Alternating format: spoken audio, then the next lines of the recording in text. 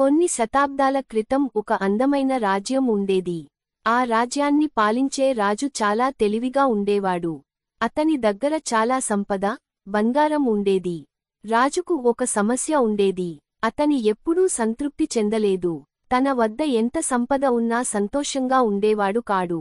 ఒకరోజు రాజు తన మంత్రి దగ్గరికి వెళ్లి ఇలా అడుగుతాడు. నాకు అన్నీ ఉన్నాయి, అయినా నా హృదయం సంతోషంగా లేదు. నేను నిజమైన ఆనందాన్ని ఎలా పొందగలను అని అడుగుతాడు. మంత్రి నవ్వుతూ ఇలా సమాధానం ఇస్తాడు. ఓ రాజా, మీరు నిజంగా ఆనందాన్ని అర్థం చేసుకోవాలనుకుంటే ఆనందంగా జీవించే ఒక సాధారణ వ్యక్తిని చూడండి. అప్పుడు రాజు దాని గురించి ఆలోచించి రాజ్యంలో అత్యంత సంతోషకరమైన వ్యక్తిని కనుగొనడానికి తన దూతలను పంపాడు. కాసేపు వెతికి చివరకు ఓ పేద కూలి దొరికాడు. కూలి పని చేసుకుంటూ తన చిన్న కుటుంబంతో ఆనందంగా జీవిస్తున్నాడు. రాజు అతన్ని రాజస్థానానికి పిలిపించి ఇలా అడిగాడు. నీకు ఐశ్వర్యం, రాజ్యం లేదు కదా, అయినా నువ్వు చాలా సంతోషంగా ఉన్నావు, అది ఎలా సాధ్యం అని రాజుగారు అడుగుతారు.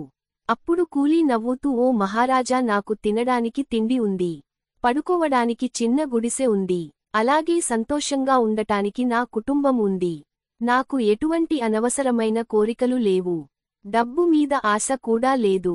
అందుకే నేను ఇలా నా కుటుంబంతో సంతోషంగా ఉన్నాను అని అంటాడు. ఈ మాటలు విని రాజు ఆశ్చర్యపోతాడు. నిజమైన ఆనందం సంపదలో ఉండదని సంతృప్తిలో ఉంటుందని తెలుసుకుంటాడు.